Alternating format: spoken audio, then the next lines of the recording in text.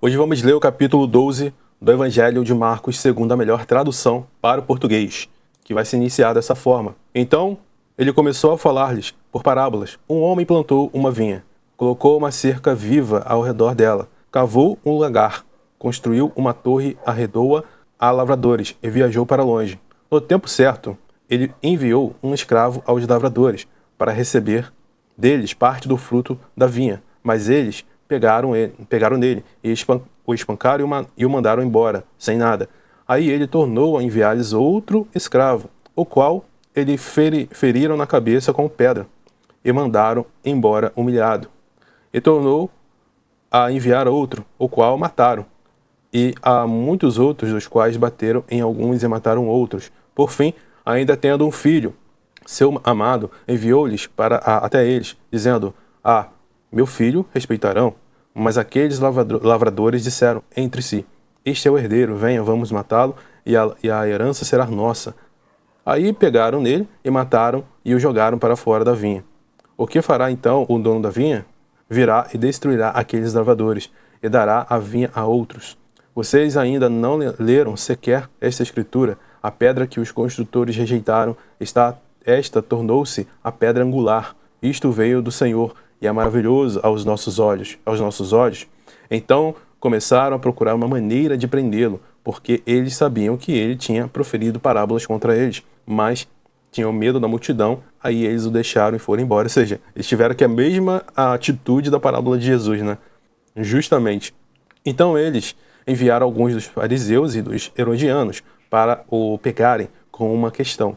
Ao chegarem, eles disseram a ele: Mestre, sabemos que tu és honesto, não facilitas para ninguém, porque não consideras a importância das pessoas, mas ensinas o caminho de Deus verdadeiramente.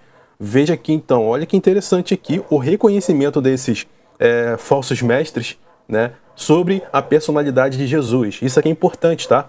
Porque Jesus não se deixava levar por quem tinha título, por quem era importante, considerado na sociedade. Simplesmente o comprometimento dele era com a verdade e o caminho de Deus. Ele não se apegava a fazer boa vizinhança por causa da pessoa ter um título. E hoje, por acaso, algumas igrejas modernas a gente vê isso. Quem tem título, quem tem dinheiro, ser tratado melhor na comunhão do que os irmãos que desfavorecidos, por exemplo.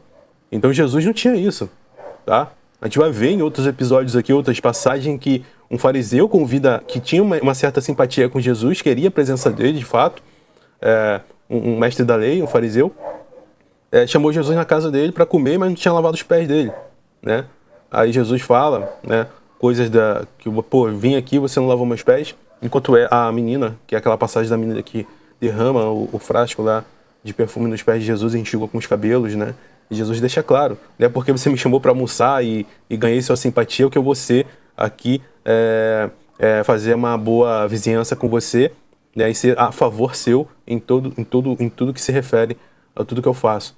Mas Jesus deixa claro que ele não tinha esse comportamento de facilitar para ninguém, como vai dizer aqui. Então, continuando, verso 15, ou seja, verso 14. Ao chegarem eles disseram a ele: Mestre, sabemos que tu és honesto. Não facilitas para ninguém, porque não consideras a importância das pessoas, mas ensinas o caminho de Deus verdadeiramente. E esse é o nosso comprometimento também, meu irmão. Dando continuidade. É coisa certa pagar imposto a César ou não? Paguemos ou não, ou paguemos? Mas ele, percebendo a hipocrisia deles, disse-lhes: Por que vocês estão me testando?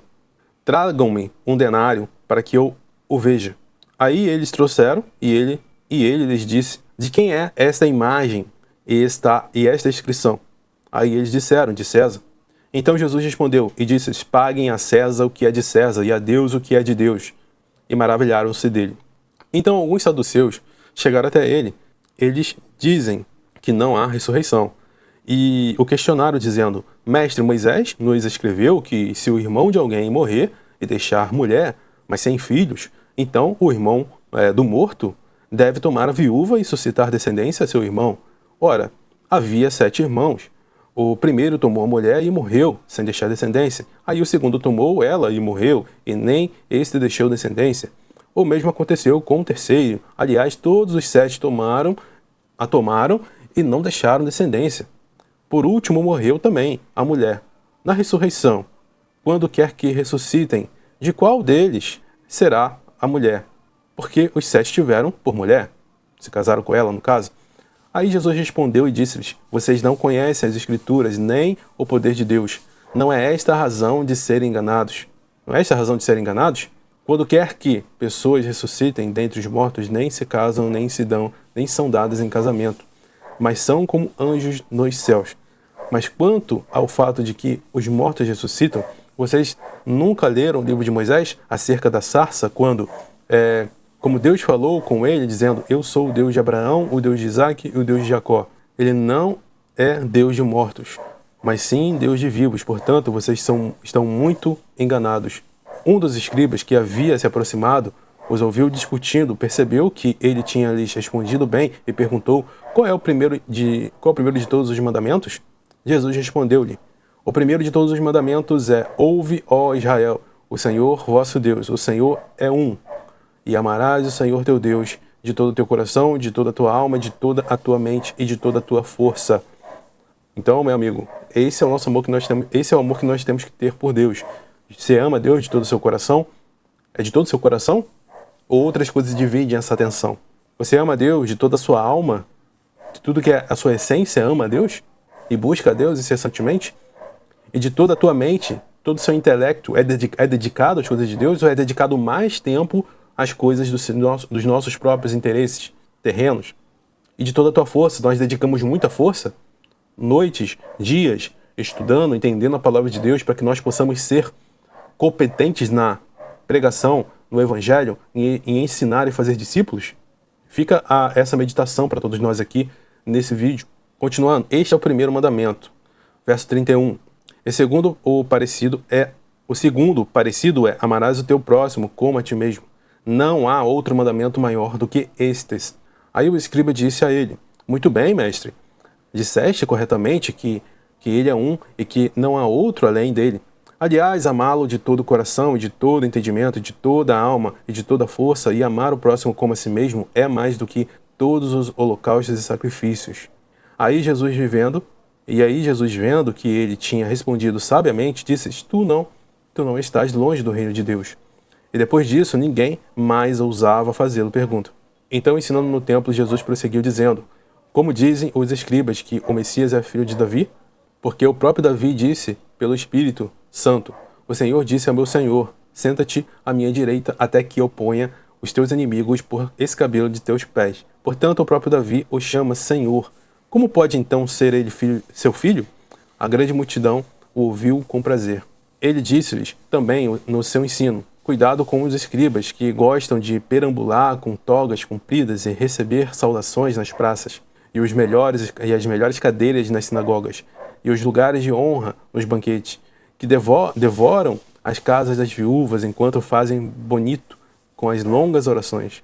Eles receberão condenação mais severa, e assim também será para os falsos profetas de nossos dias. Verso 41. Então Jesus sentou-se defronte da caixa das ofertas e começou a observar como as pessoas depositavam dinheiro na caixa. Preste atenção, como não era o valor, era como, o que estava por trás. Entendeu? O que estava por trás da entrega daquilo. Não era a quantidade, não era o valor, não é dar tudo que você tem, como muitos tentam distorcer essa palavra, né, querendo arrecadação, querendo dinheiro, né, e fala que a viúva, né, ela deu tudo que ela tinha, né? E você também tem que dar tudo o que você tem. Não é isso que Jesus está falando, mas o que estava por trás. Então Jesus sentou-se defronte da caixa das ofertas e começou a observar como as pessoas depositavam dinheiro na caixa. Muitos ricos colocavam bastante. Uma viúva pobre veio também e colocou 2 centes, que valiam 1 centavo. Aí ele convocou os seus discípulos e disse-lhes: deveras eu vos digo que essa viúva tão pobre colocou mais na caixa do que todos aqueles contribuintes, porque todos eles deram do que lhe sobravam, mas ela, da sua penúria, colocou tudo o que tinha e seu sustento inteiro. Então aqui terminamos o capítulo 12 e no próximo vídeo vamos para o capítulo 13.